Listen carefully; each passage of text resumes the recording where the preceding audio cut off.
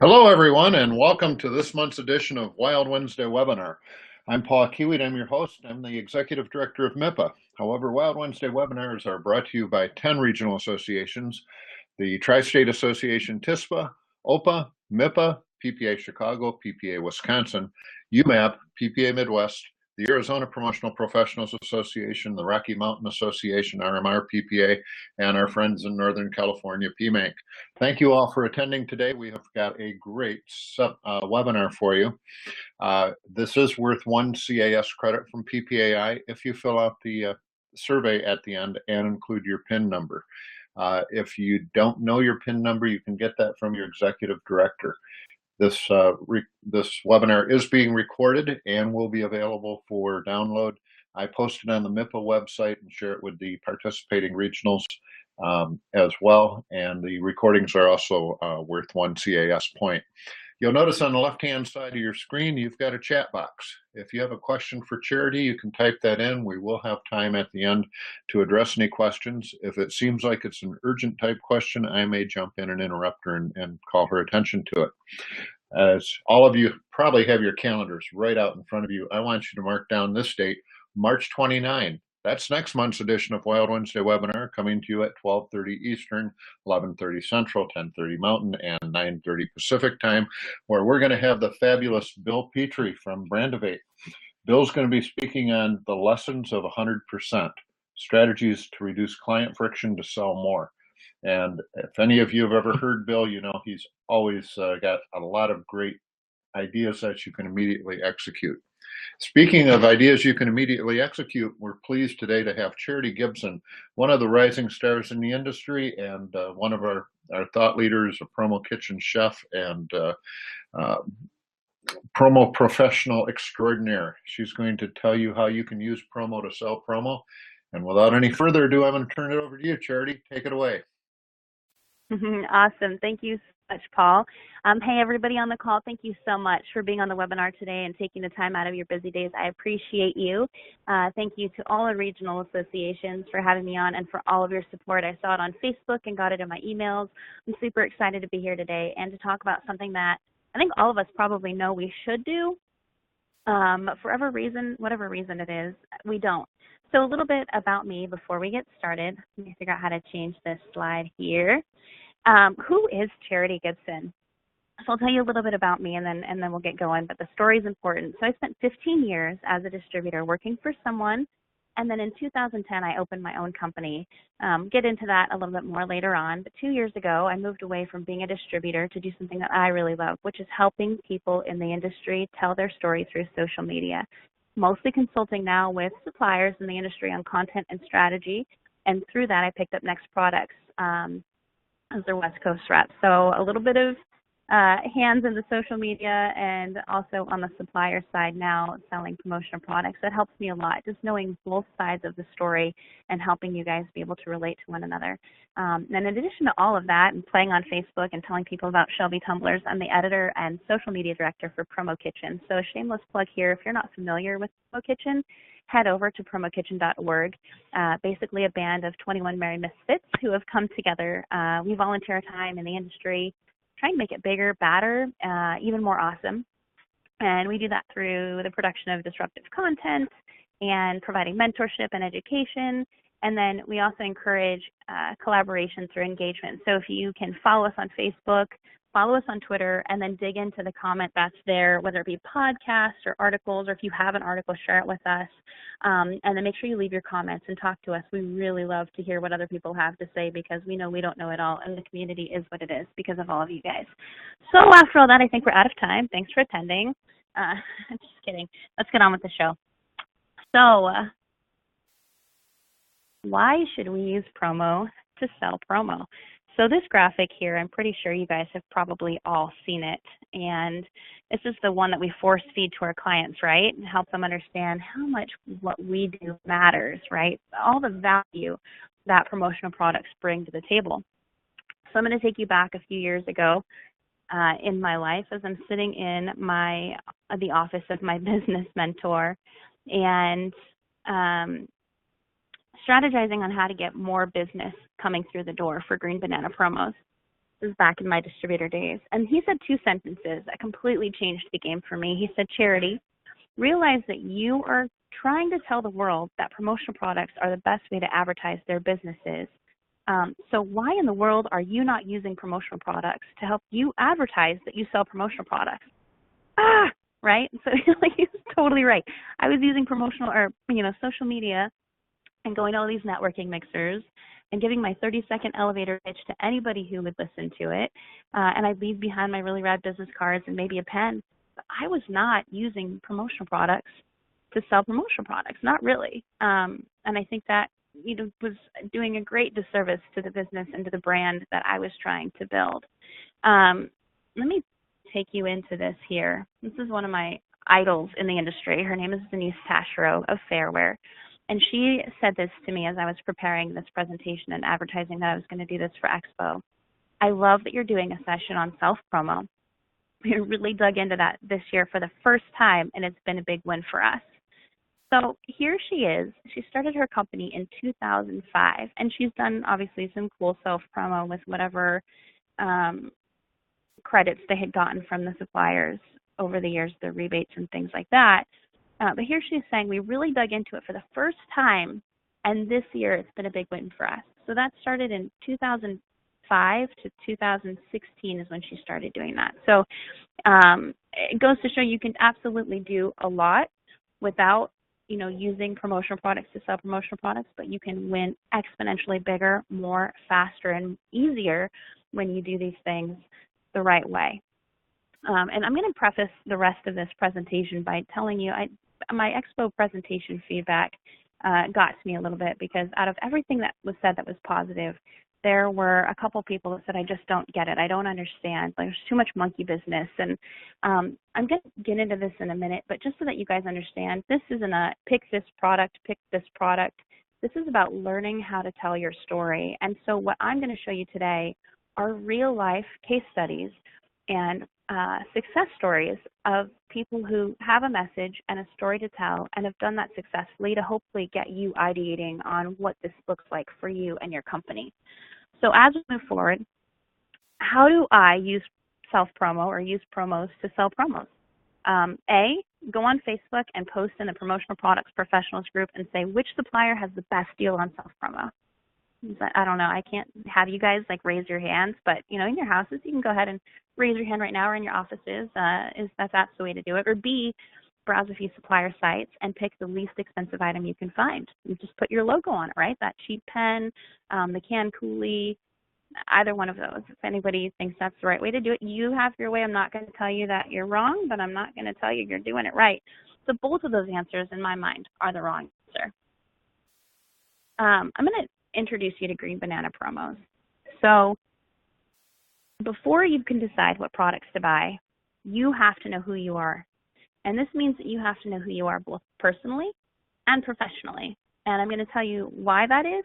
It's because there's one promotional product that you have that represents your brand and your business or the company that you work for, if you work for somebody, 24 hours a day, 365 days a year, whether you know it or not, and whether you like it or not. So that promotional product, look in a mirror, it's you. So you're building a brand with every piece of clothing that you buy, with every story you go into, and every word that you speak, and every post or comment that you make on social media. That's huge. Think about everything that you do in a day and all of the people that you interact with and how many people see you either from the outside or something about you because of something that you post in one of these forums. So I guess a good example of this would be to ask you to think of a specific person when I say a word. If I say the word bacon, for example, you immediately have a person that comes to mind. Or if I say the same thing, dog or animal lovers, even social media. In order to pick the perfect promotional product to represent you and your brand, you need to figure out what your individual story is and then find or create a product that can become part of that story. And then more importantly, help the recipient that gets that product become a part of your story too. It's a huge mantra for me in my life, and I would implore all of you guys to adopt this for your own companies as well. If we cannot do a great job of helping our own companies differentiate from our competition, then we have absolutely no business at all telling clients that we can help them differentiate from theirs. So let that sink in for a minute. I'll say it again. If we can't do a great job of helping our own companies differentiate from our competition, then we have no business at all telling our clients we can help them differentiate from theirs. We have one job. This should be our hashtag, right? Hashtag one job. Hashtag power promo. Throwing that out there for Danny Rosen. So Green Banana, I'll slide up for a little bit of a minute. A history on my company. I grew up in a very regimented distributorship. We worked 7 to 4.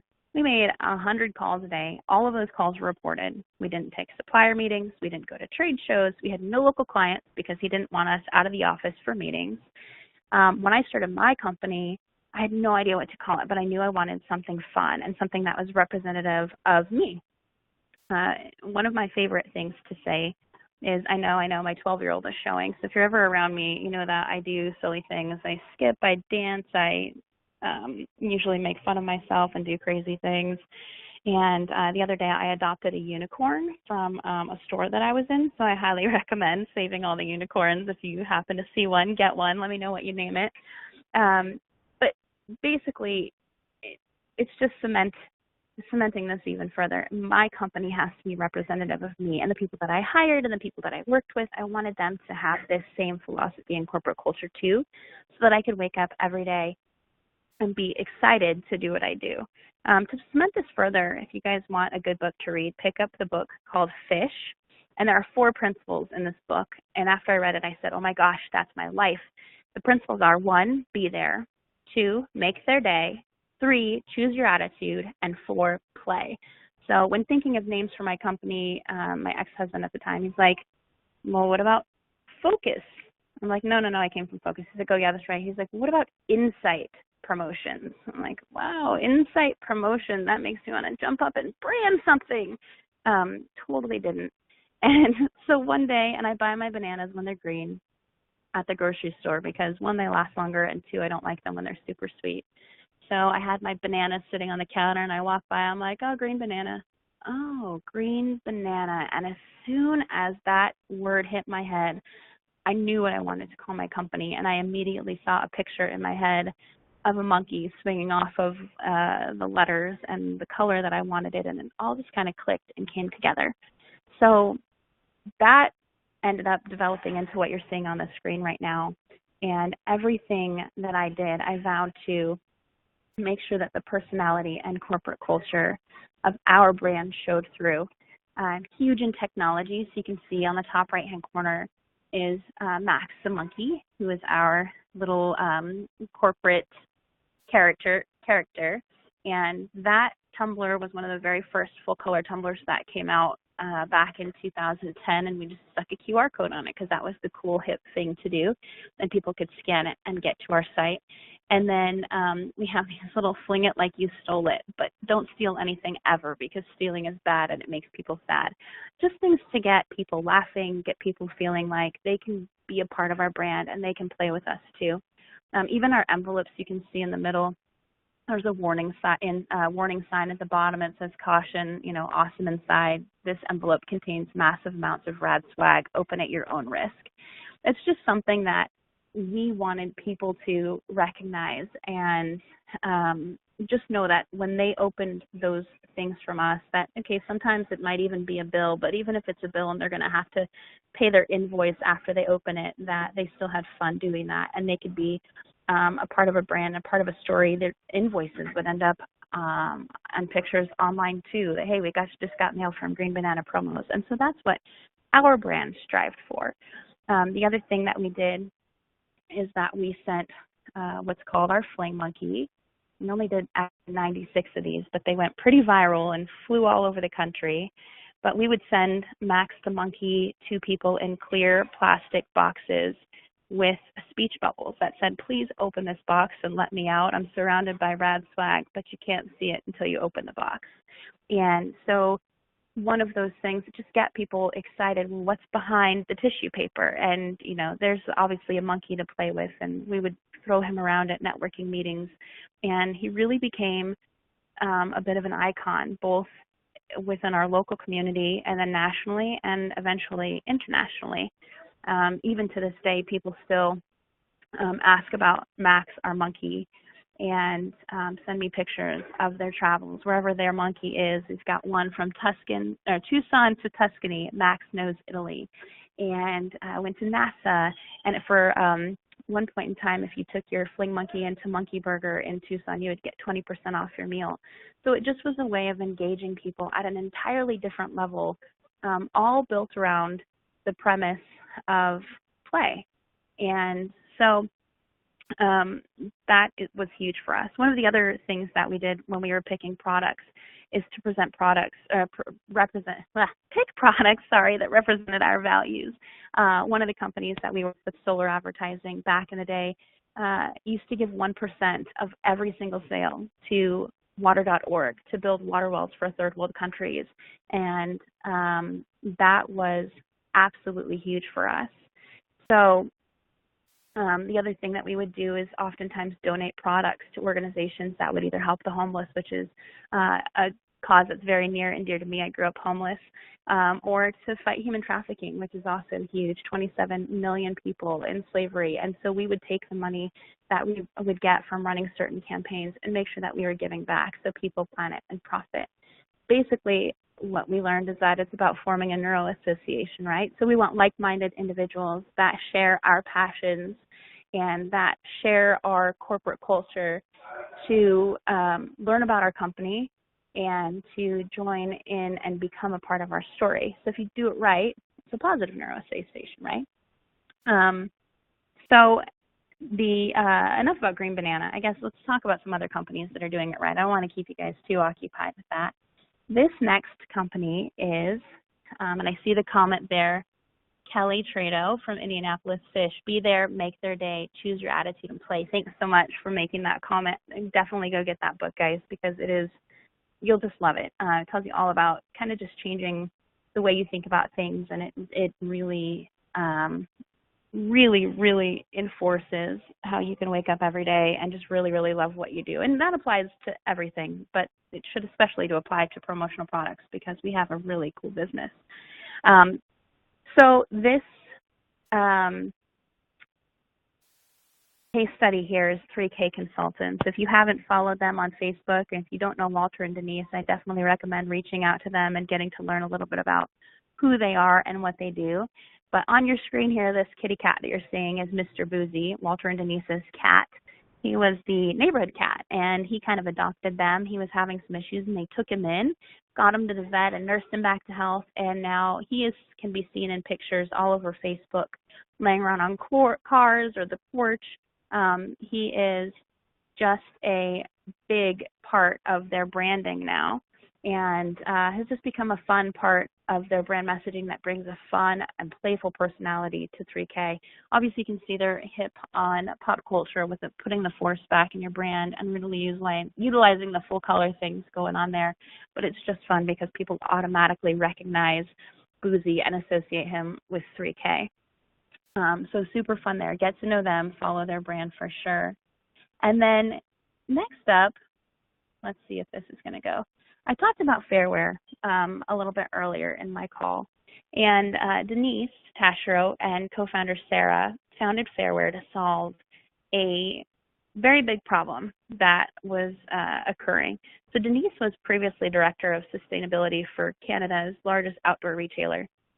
And what she found is that it was really difficult to source promotional products that reflected the social and environmental priorities that a lot of the brands had. So basically, she stopped what she was doing and set out to be a solution provider to find earth-friendly and ethically sourced promotional products for people that had been in her, or that are in the position she was in previously. So as I mentioned, for the first time in the past year, they've gotten pretty serious about helping their clients understand who they are.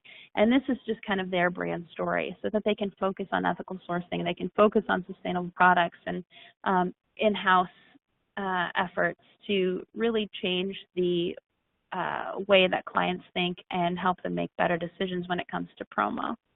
So this is on the screen now, the some of the products that they have chosen as Fairware to help their clients understand that they are on the same page with them, quite literally on the same page. So that's the journal quietly just shouts to them, "We get you." And inside that journal on the back cover is their actual story. So it's a pen and journal set, or a pencil and journal set, but it does more than just throw a logo in front of your face. And then also the supply chain commitment to power banks, distributed with the tagline, "We do the homework so you don't have to." Just reassuring the people that are getting these things that it's not just a logo on a power bank helping them charge their phone. It's saying that, you know, they have a commitment and a responsibility to help their clients know that they can buy confidently from them. And I don't think as promotional products professionals that sometimes we do a good enough job of that. Even if we do a good job of picking promotional products that are maybe representative of our brand and, you know, our logo, things like that, we don't necessarily take it to the next level that these guys have and really help that promotional product be a part of the marketing message instead of just a product that we're giving away. On this next slide here, Leave the Earth Better Than You Found It, and some different recycled products that they have.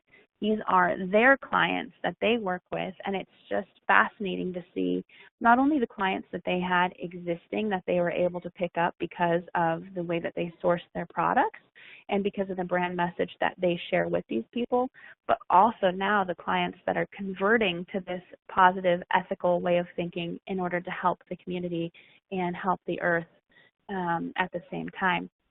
One of my favorite cups, and you're going to have to go to Fairware's Instagram account to check this out, has their logo hidden on the back of the cup, but I love the forward-facing message on the imprint says 20 million trees are cut down in the process of manufacturing paper cups. So it's a ceramic cup with that brand message on it.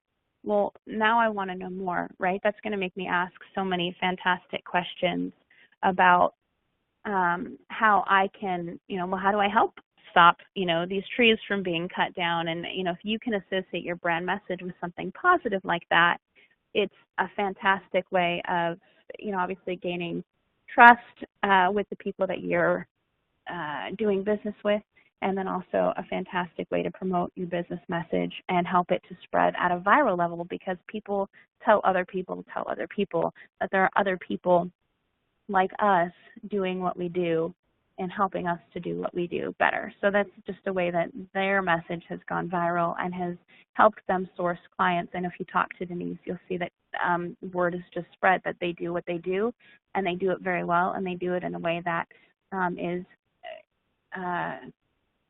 indicative of the brand message that they want to spread. So going through this, these are some questions that I'm going to ask you guys to really dig into right now. Right as you're sitting here, hopefully you have a pen and paper or a computer that you can take some notes. I want you to write down this question right now, and I want you to answer it. One, what is your story? And what is your personal story? What is your business story? How did it come to be, and why do you do what you do every single day? Everybody can say, well, I'm here to be creative. I'm here to provide great customer service. And what sets me apart is that I provide great customer service, or those types of things. But that's not what I'm talking about. In order to find the perfect promotional product for your business, I want to know, and you need to know before I do, before anybody else does, what's your story? I met with somebody at Expo, and he was talking about how he loved that I just sold out to my brand. I wore green everything, and I gave 100% of my personal brand to Green Banana. And he's always wanted to do that. He said he wanted to, you know, go full force in his brand, and he had this gold jacket he'd been wanting to buy, but he was kind of scared and kind of just didn't want to do it because he didn't know how much he wanted to represent that all the time. But thanks to my presentation, he was going to go get that jacket because it represented him, and it helped him you know, take another step towards being in the business of always being branding, always be branding, always being branded. Anyway, however that works, that he could just be branding all the time, and that gets him one step closer to helping him tell his story 24 hours a day. And the perfect promotional product isn't necessarily the only thing in your arsenal obviously. It has to just reinforce that brand message. So whatever you do, use it, again, as an integrated part of your marketing message. So it's going to be your social media strategy, on top of your promotional product, on top of the clothes you wear, and on top of the things you say and do and the places that you go. So what is your story? What are you trying to tell? And then on top of that, what message do you want to send to the world, and who should hear it?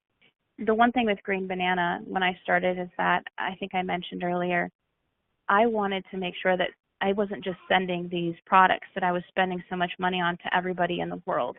We spent $5, I think, per piece on our Fling Monkeys, on top of the packaging and the mailing and the time that went into it. So these things that were going out were a big investment, but promotional products, like we tell our customers, shouldn't be an expense.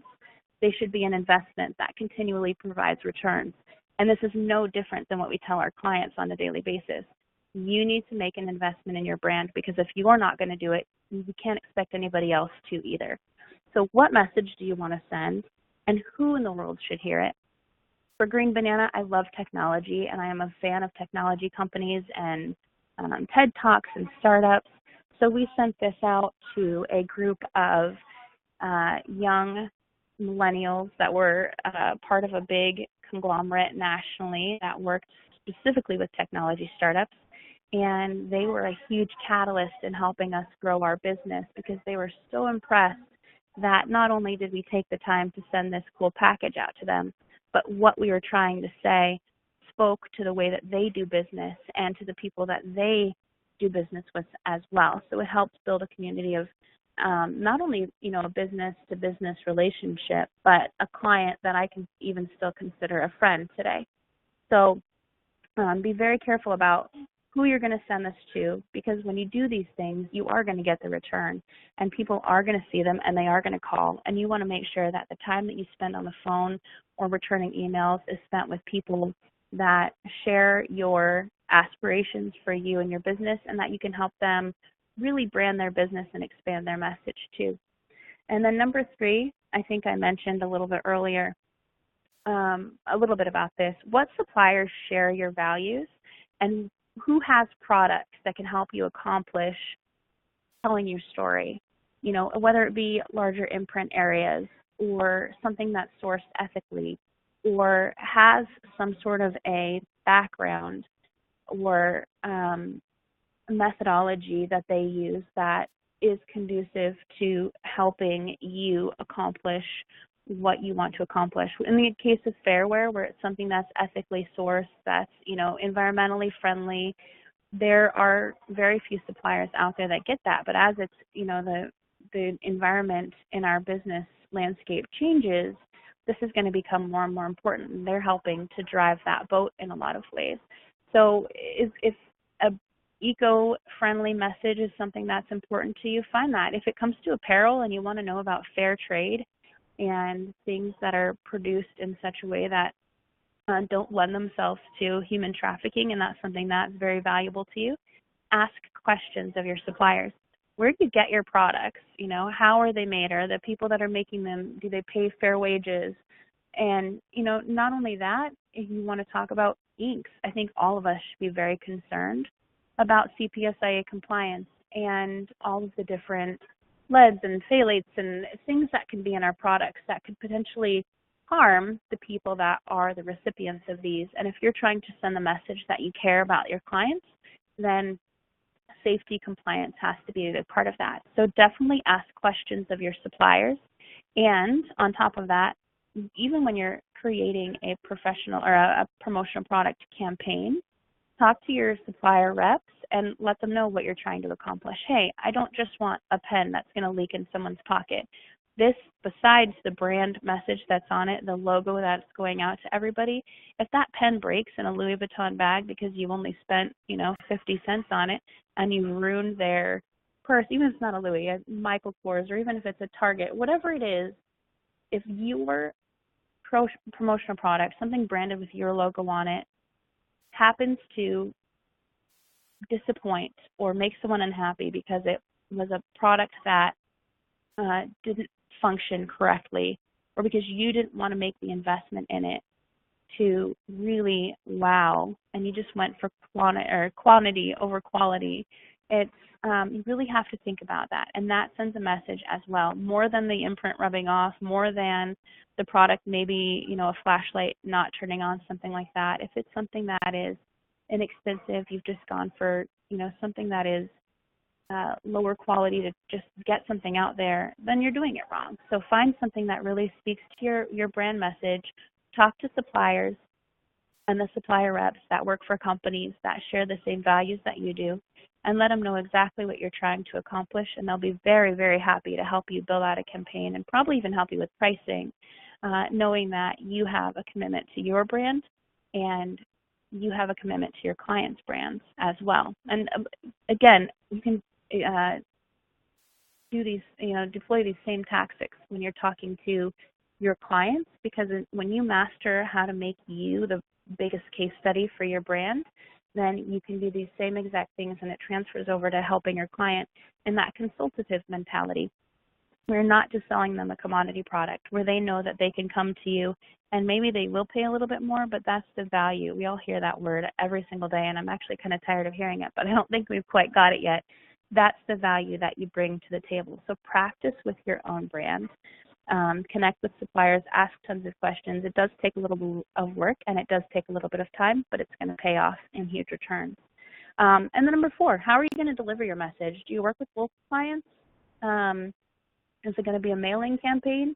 If it's a mailer, definitely think outside the box or inside the box, or don't even use a box, and figure out creative ways to make sure that that gets opened and used if it's a product. I had somebody the other day that I was talking to that had this really, really badass mailer, and I apologize, sorry, I don't normally curse, but that came out, really cool mailer, and stuck it in a plain white envelope. So even though it was bulky mail, it was bulk addressed, and they got absolutely not one call.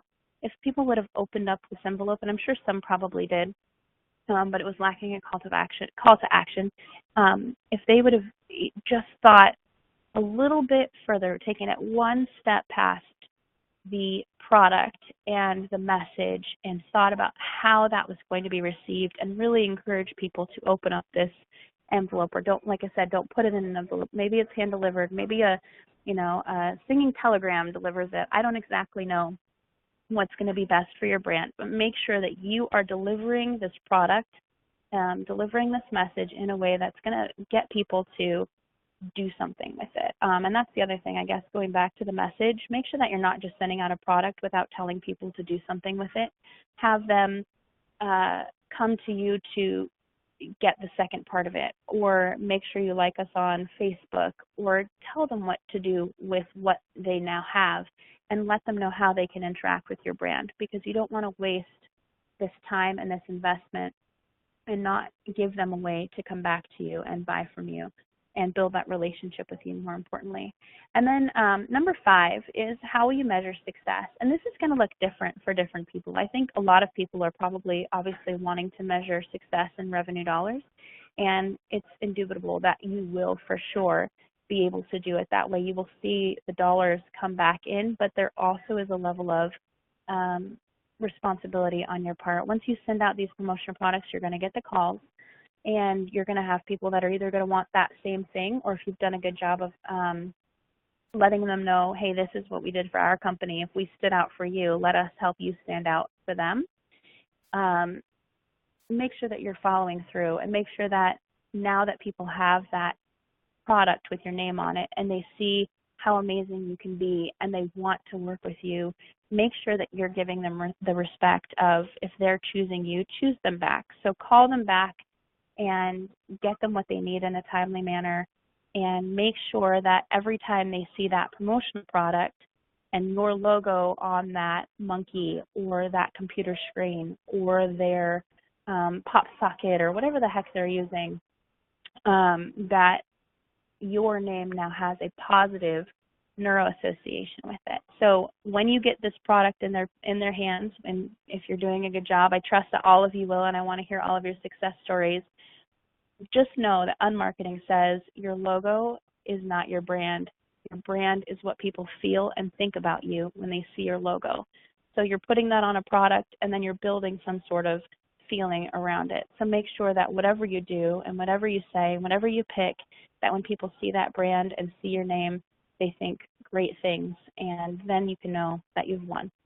Again, you can measure success in revenue dollars. You can measure success in new clients acquired. Make sure though that you having a baseline. So write down, whatever it is, wherever you are now. So if it's the number of clients that you have, the revenue dollars that you want to generate, and then also think about how you're going to track that business coming in from that. Make sure that you're asking the question, how did you hear about us, or what made you call us? Because that really sets you apart from your competition as well.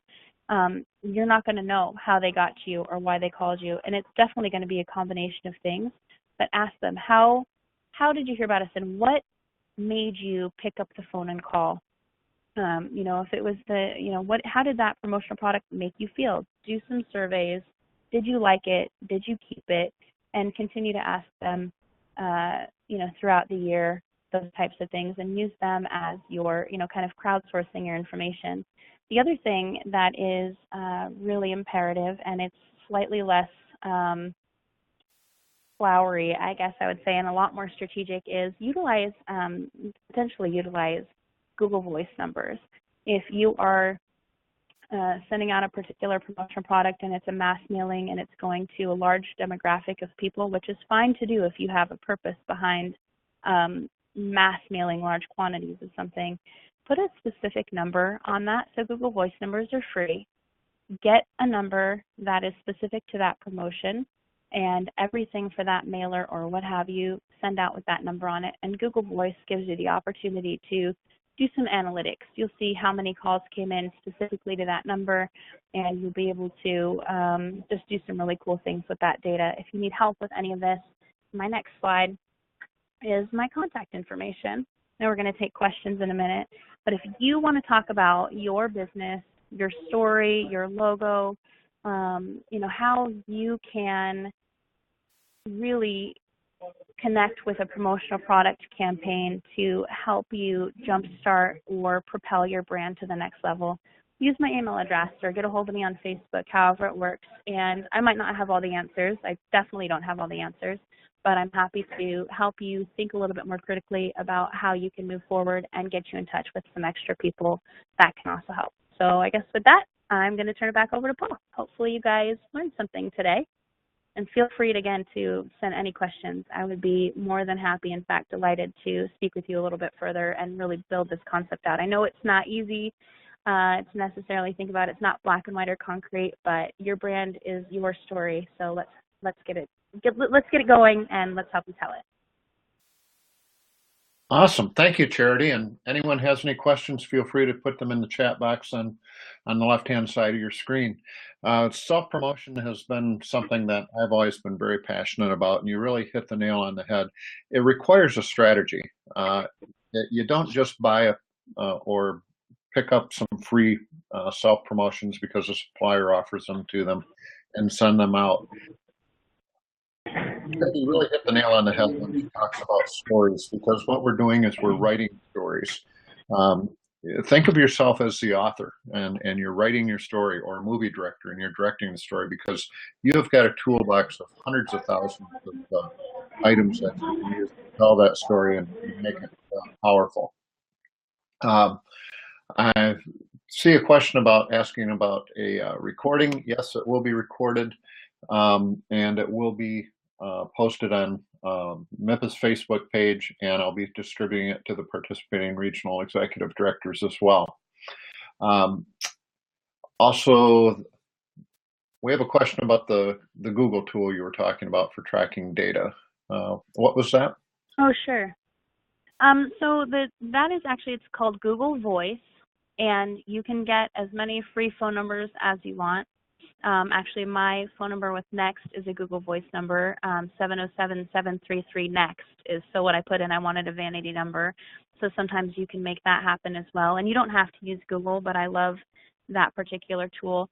And I actually got that from one of my clients. He did a promotion, one of my insurance agent clients back in the day, and he was very smart. Every single thing that he sent out, every event that he went to, he did promotional products, and he got a specific phone number from Google Voice for each thing that he did.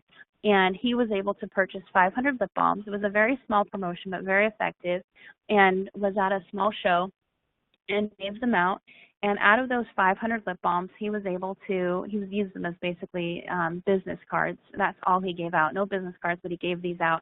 And he was able to tell me that he got something like 200 and something phone calls.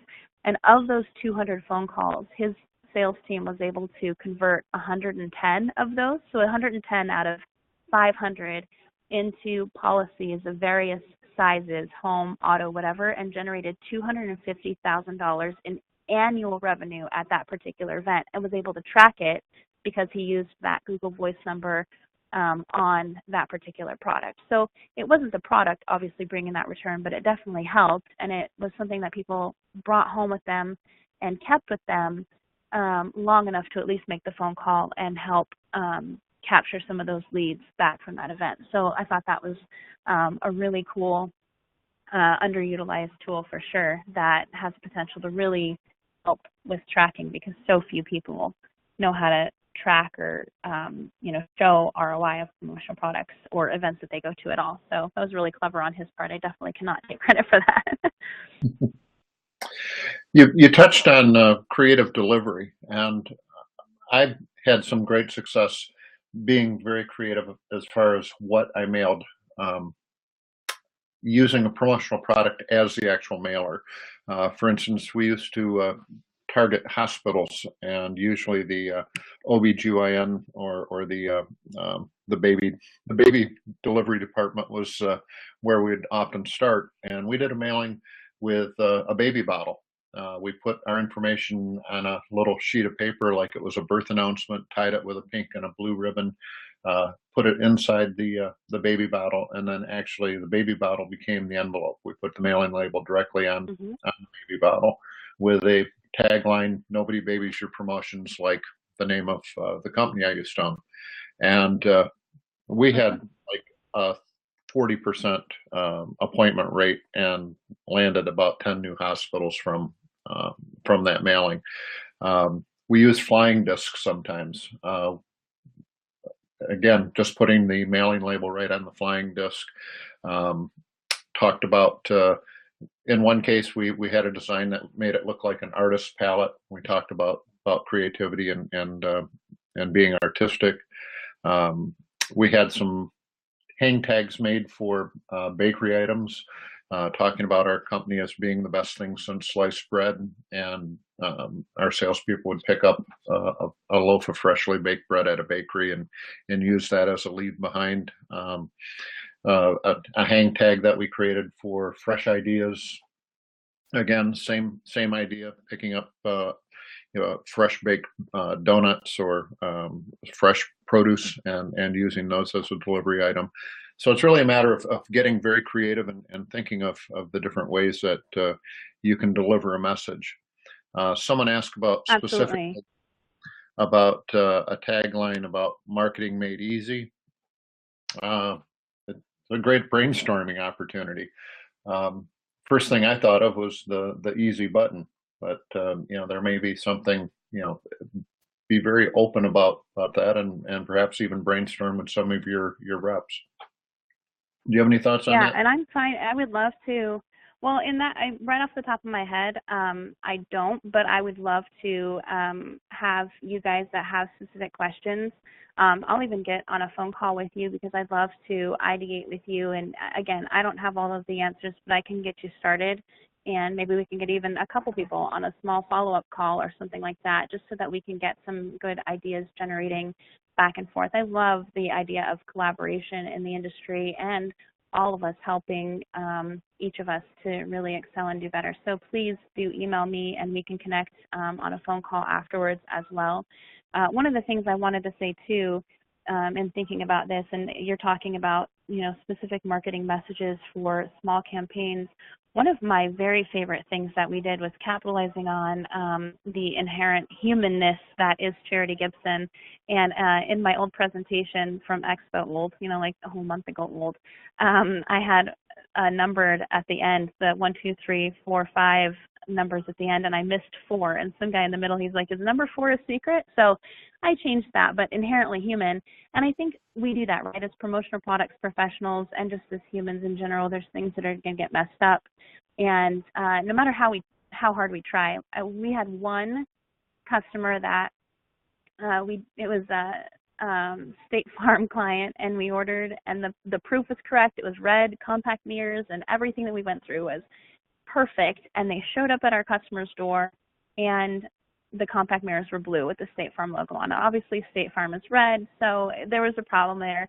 And of course, we did everything that we could to correct it. But there's some weird statistic out there that says if 100% of the orders go through correctly all the time, then the loyalty is less. And so if you have a company that admits to their mistakes and then makes good on it, then customers are something like 86 or 68, some made up statistic, there is a legitimate number there, but I don't remember what it is, are more likely to return and continue doing business with you. And so knowing ahead of time that we were going to make mistakes and that I make more of them than the average bear because I have a lot of ADD, don't tell. Don't tell the world, it's pretty obvious. Knowing that, so we started this campaign. It was the Red Rubber Ball campaign. And so, we do get busy and things go wrong. And even if it's not our fault as a distributor, putting my distributor hat on, ultimately that's who our client is working with. So it looks like it's us. And whether we get recompense from a supplier or not, it's nice to be able to somehow let the end buyer know that, hey, we messed up or someone messed up, whatever it is, something along the way got messed up and we want to make it right for you. So we started a campaign called our Red Rubber Ball, and we had stationery, created little thank you or little just cards, greeting cards that had a red rubber ball, and you could kind of see the trail as it was bouncing away, and it said right on it, "We dropped the ball." And so anytime something got screwed up in varying degrees of screwed upness, we would send out this little box, and it had the red rubber ball, an actual red rubber ball, and that little note card in it, and it said, "We dropped the ball. We're sorry, that this happened for you.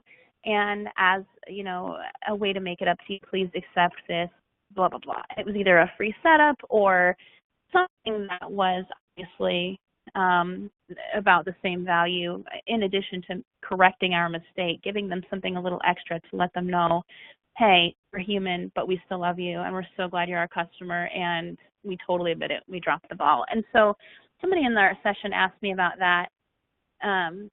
Well, doesn't that make it look like you're always screwing things up if you have an actual program in place to deal with mistakes? And my response was, yeah, it totally does. But the fact of the matter is everybody's going to make mistakes, and having a way to handle that ahead of time and being proactive and making that a part of your marketing message is a fantastic way, I believe, to do business. It's kind of like the Zappos, Apple, Amazon way of thinking. I think in a lot of ways, anticipate problems, pray that they don't happen and that everything goes perfectly. But when it does, you make your clients laugh about it and let them know that, you're on their side.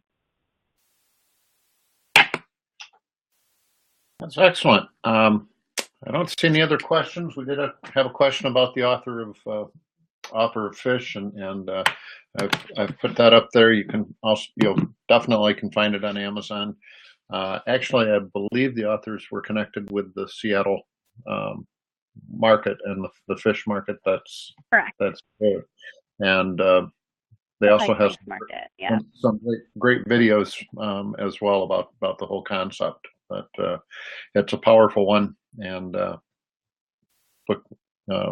really a fun concept and a great book. It is. I think that's inherent too. I guess one concept that I would tell to everybody that's on the call, if you're thinking about, something that you can do for your brand, I can't give everybody a specific, obviously, because I can't hear everybody talking right now, but one thing that I would say, and Saul Colt said this at our Common SKU presentations, if you can make people laugh, think, or cry, It's huge. And I think that's exactly it. My go-to is make people laugh, because you know what? There's so much sadness in the world, and people are unhappy, and there are things that are bad every single day. And if you can remind people that there is light, and if you can be that something that brightens their day through play or laughter or something, I would say that there's probably no way to lose on that. And if you say, well, you know, I market to corporate professionals and people in the you know, big business world, I would challenge that. And you don't have to go in your suit and tie and be staunch and whatever. If you want to connect with your audience that way, do that. But I walked into the CEO of Amazon's office wearing my destroyed jeans and a pair of 4-inch heels with a cutout T-shirt. I'm like, hey, this is my brand. And you know, it's a little bit whatever people might call it unprofessional, but that's who I am. And I'm not, you know, making that story for anybody else to, you know, fall in love with. I'm me, and I'm who I am. And if you want to do business with my company and do business with me, then that's who I am. And if you don't, then that's okay too. There's going to be someone else that's a part of your tribe.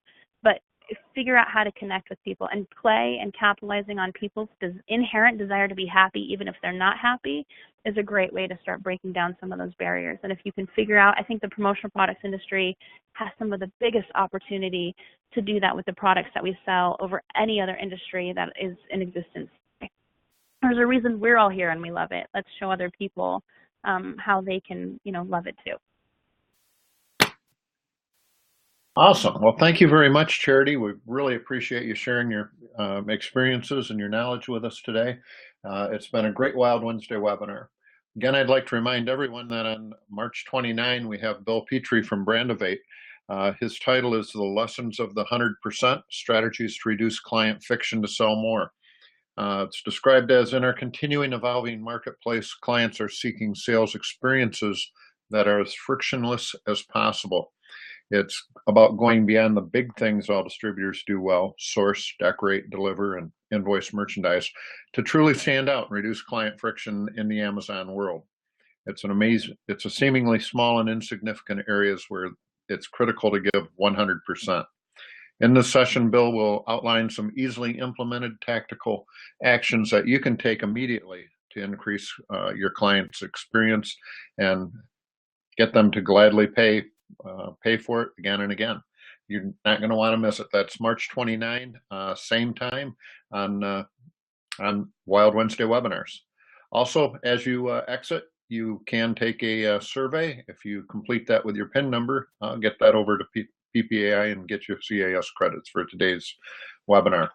Again, Wild Wednesday webinar is brought to you by TISPA, OPA, MIPA, PPA Chicago, PPA Wisconsin, UMAP, PPA Midwest, Arizona Promotional Products Association, RMR, PPA, and PMANC. So once again, I'm Paul Kiwi, and I will see you next month with another Wild Wednesday webinar. Thanks. Bye-bye.